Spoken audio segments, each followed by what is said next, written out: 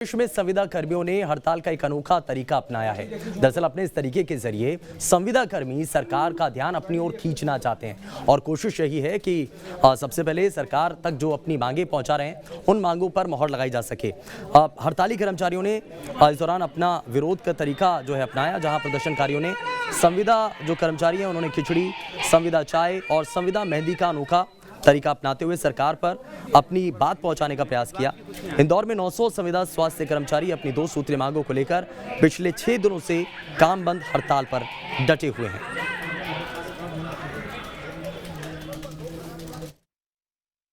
ये लड़कियां मेहंदी लगाकर ये बताना चाह रही हैं, ये संदेश देना चाह रहे हैं कि जिस उम्र में हमारे हाथों में शादी की मेहंदी रचनी चाहिए, आज हम अपना दुख व्यतीत कर रहे हैं संविदा एकता के नाम पर, संविदा नियमितीकरण के नाम पर। क्योंकि जो स्वास्थ्य कर्मचारी महिलाएं हमारी शादी के बाद ना अपने बच्चों का पोषण सही से कर पा रहे, ना अपने घर का पालन पोषण सही से कर पा रहे, तो हम लड़कियां कब शादी करेंगे? अपना घर, इतनी महंगाई में घर व्यतीत नहीं होता सर। और मध्य प्रदेश के ऊर्जा मंत्री प्रद्युम्न सिंह तोमर ने हाल ही में एक शपथ ली थी, जिसमें उन्होंने कहा था कि सड़कें जब तक दुरुस्त नहीं हो जाती हैं तब तक वो चप्पल नहीं पहनेंगे।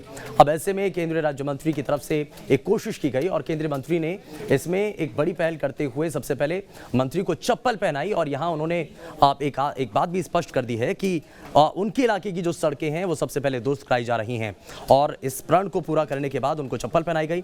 ये तस्वीरें भी सामने आई हैं और साथ ही आपको बताएं कि 20 अक्टूबर से मंत्री नंगे पैर घूम रहे थे, जहां उन्होंने सबसे पहले इसीलिए उनको चप्पल पहनाई गई और ऊर्जा मंत्री ने इस दौरान पैर छू करके नेताओं का आशीर्वाद भी लिया। साथ ही ग्वालियर में सड़क बनाने के लिए सीएम शिवराज और केंद्रीय मंत्रियों का आभार भी व्यक्त किया है। तो एक प्रण लिया गया था ऊर्जा मंत्री के द्वारा, जिसमें उन्होंने कहा था कि जब तक सड़कें दुरुस्त नहीं होती हैं, जब तक सड़कों को बनाने का काम पूरा नहीं किया जाता है, जब तक मरम्मत का काम पूरा नहीं हो जाता है, तब तक वो चप्पल नहीं पहनेंगे, तब तक वो नंगे पैर ही अपने इलाके की सड़कों पर घूमेंगे। क्योंकि वो ये दिखाना चाहते थे कि प्रदेश की जनता का दुख दर्द वो कितना समझते हैं, बखूबी समझते हैं और इसीलिए ये उनकी कोशिश थी। अब ऐसे में उनकी इस बात को पूरा किया गया।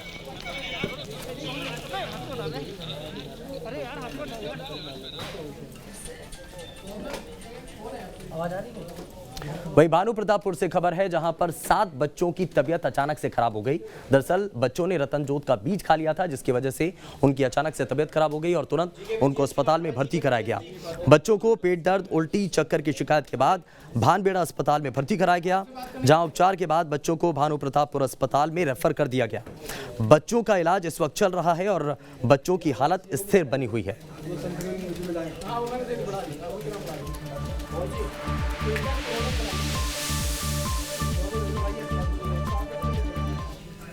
और बलरामपुर से खबर है, जहां पर ठगों के खिलाफ पुलिस का एक बड़ा एक्शन देखने को मिला है। दरअसल पिछले कुछ समय से जो ठग हैं वो लोगों को परेशान किए हुए थे और कई ठगी की वारदातों को अंजाम दे चुके थे।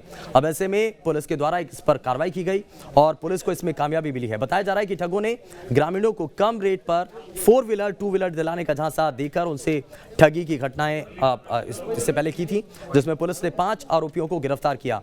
गिरफ्तार आरोपियों के पास से 33,000 रुपए नगद, 2 मोबाइल फोन और दस्तावेज बरामद हुए हैं और आरोपियों के खिलाफ कार्रवाई करते हुए उन्हें न्यायिक हिरासत पर भेज दिया गया।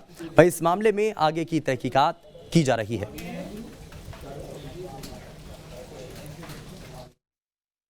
2700 के लगभग गाड़ियां बेची हैं, अलग अलग ग्राहकों इन्होंने फ्रॉड किया है, जिसमें करीब 2000 गाड़ियां झारखंड के विभिन्न जिलों की है और करीब 700 गाड़ियां छत्तीसगढ़ के विभिन्न जिलों में इन्होंने फ्रॉड किया है।